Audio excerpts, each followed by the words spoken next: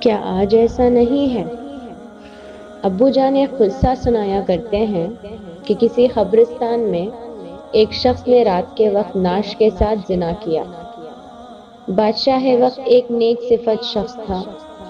اس کے خواب میں ایک سفید پوش آدمی آیا اور اسے کہا کہ فلاں مقام پر فلاں شخص اس گناہ کا مرتکب ہوا ہے، اور اسے حکم دیا کہ اس زانی کو فوراً بادشاہی دربار میں لا کر اسے مشیر خاص کے عہدے پر مقرر کیا جائے۔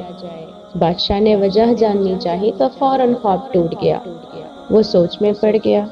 بہرحال سپاہی روانہ ہوئے اور جائے وقیعہ ہر پہنچے۔ وہ شخص وہیں موجود تھا۔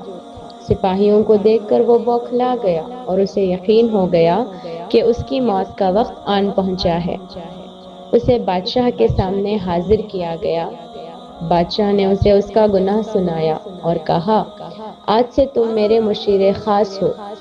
دوسری رات بادشاہ کو پھر خواب آیا تو بادشاہ نے فوراً اس سفید پوش سے اس کی وجہ پوچھی کہ ایک زانی کے ساتھ ایسا کیوں کرنے کا کہا آپ نے؟ سفید پوش نے کہا، اللہ کو اس کا گناہ سخت ناپسند آیا۔ چونکہ اس کی موت کا وقت نہیں آیا تھا، اس لیے تم سے کہا گیا کہ اسے مشیر بنا لو تاکہ وہ عیش میں پڑ جائے اور کبھی اپنے گناہ پر نادم ہو کر معافی نہ مانگ سکے، کیونکہ اس کی سزا آخرت میں طے کر دی گئی ہے۔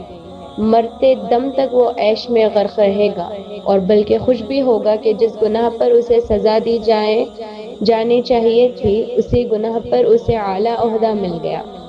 سو اسے گمراہی میں رکھنا مقصد تھا۔ ابو اٹھے، میرے سر پہ ہاتھ رکھا اور کہا، بیٹا، جب گناہوں پر آسانی ملنے لگے تو سمجھ لینا آخرت خراب ہو گئی اور توبہ کے دروازے بند کر دیے گئے تم پر۔ میں سن کر حیران رہ گیا، اپنے گریباں میں اور آس پاس نگاہ دوڑائی۔ کیا آج ایسا نہیں ہے؟